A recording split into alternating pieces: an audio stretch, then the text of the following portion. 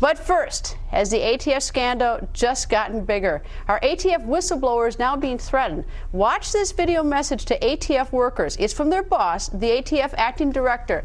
What's the message behind it? Choices and consequences mean simply that if you make poor choices, that if you don't abide by the rules, that if you don't respect the chain of command, if you don't find the appropriate way to raise your concerns to your leadership, there will be consequences, because we cannot tolerate an undisciplined organization. Now, lawmakers are calling the video message ominous and scary. Is it really meant to chill whistleblowers? House Oversight Chair Issa and Senator Chuck Grassley firing off a letter to ATF Acting Director Todd Jones to find out. Chairman Issa joins us. So, what do you think of this video? Greta, I don't think your viewers can reach any other conclusion except this is a thinly veiled threat telling people don't go to the press, don't go to Congress, even if the chain of command isn't working, which is really what happened in Fast and Furious. It wasn't that ATF people weren't screaming bloody murder, it's they weren't being listened to by justice or by some of their leaders. All right, were your whistleblowers ATF? Yes. So I guess you draw the conclusion that this video was a statement to the other whistleblowers within ATF.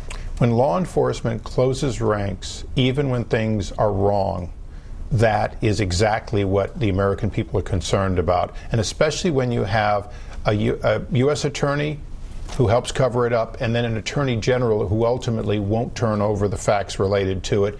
Of course you're worried about it. If not for the whistleblowers, Senator Grassley and our investigation would have never gotten started. Whistleblowers were critical to us understanding and ultimately knowing what to ask for. And in most cases, the most meaningful information we never got from justice, we got it from whistleblowers. Well, the ATF is denying that this video was an effort to tell whistleblowers they better shut up.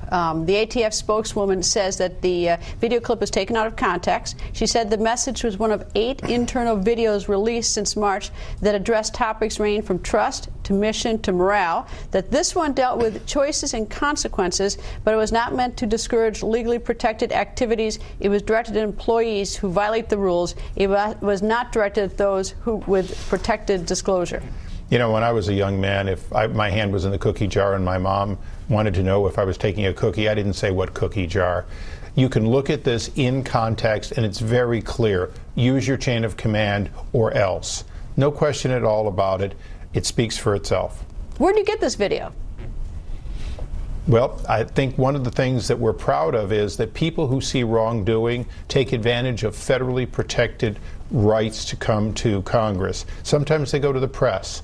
We're not always happy when they go to the press, but candidly, they've got to go somewhere when their chain of command is failing. If that video hadn't come to our attention, we again would have had a closing of the ranks, intimidation that would lead to whistleblowers not doing the right thing. And let's remember, some of our whistleblowers are discreet. People don't know who they are. Some became known. The ones that became known have been the subject of intimidation and bad treatment. No questions about it. All right. Is it safe to say that a whistleblower, I mean, in your view, got this tape in the public domain? I'm saying it's not being distributed by the acting director to everybody else. Well, let's understand. You can give this kind of information to Congress. The statutes are very specific. You know, we're not. But I mean, this whole tape, though. The acting director, Mr. B. Todd Jones, didn't say, "Here's a videotape. I want you to see what I'm sending out the ATF." Not that he would necessarily be obliged to, but I mean, you didn't get it from them. We did not get it from them, and in fact, we continue to still be stonewalled post-contempt on any cooperation, even to get an answer from the U.S. Attorney here in the District of Columbia as to whether or not he will proceed according to the statute on the contempt that was already voted by a bipartisan group of congressmen. Did you get the initial information about Fast and Furious and the border agent who was murdered with guns that are part of Fast and Furious? Did you get that from a whistleblower? Senator Grassley got the first whistleblower, and we then worked with Senator Grassley and other whistleblowers. Right. Now, in this letter that you and Senator Grassley have signed, dated July 18th, to the acting director, the man we saw on the video, you have asked him to respond to the letter by July 25th. What do you want from him?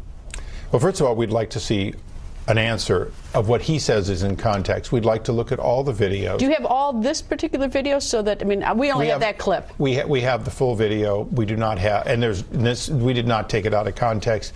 More importantly, we'd like to see all the videos. We'd like to see the training material, because it does look to us as a thinly veiled threat. And I can reach no other conclusion. And by the way, the people that helped get it to us could reach no other conclusion. Well, I'd love to have Mr. B. Todd Jones come on and tell us what he meant, so we put Send him an invitation. So he's welcome. If he's watching, he's welcome. He's always got an open invitation. Anyway, nice to see you, sir. Thank you, Greta.